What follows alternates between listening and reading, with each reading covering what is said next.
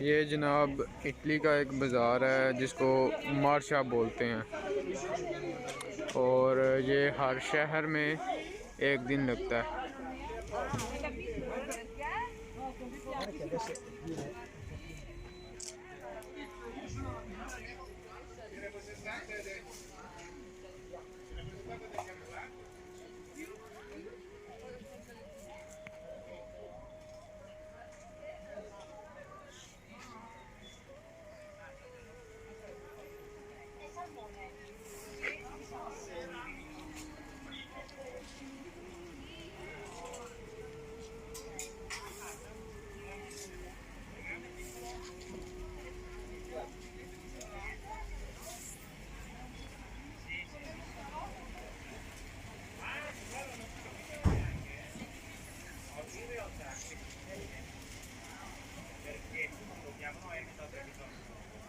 Ma l'emeta può essere o svizzero o francese o austriaco, l'emeta.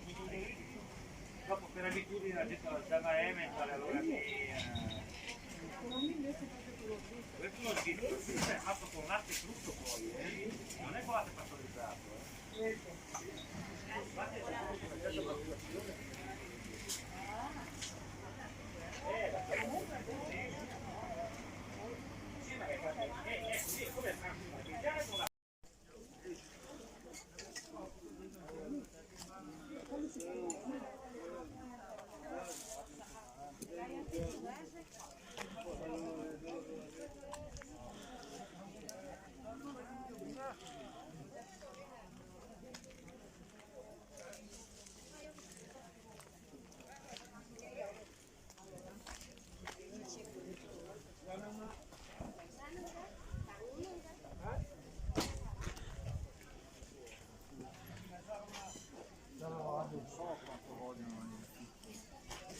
Dov'è?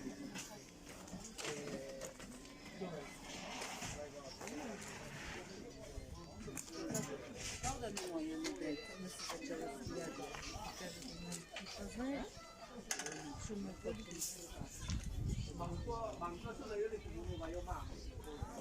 Ma non c'è come giù, Yamani.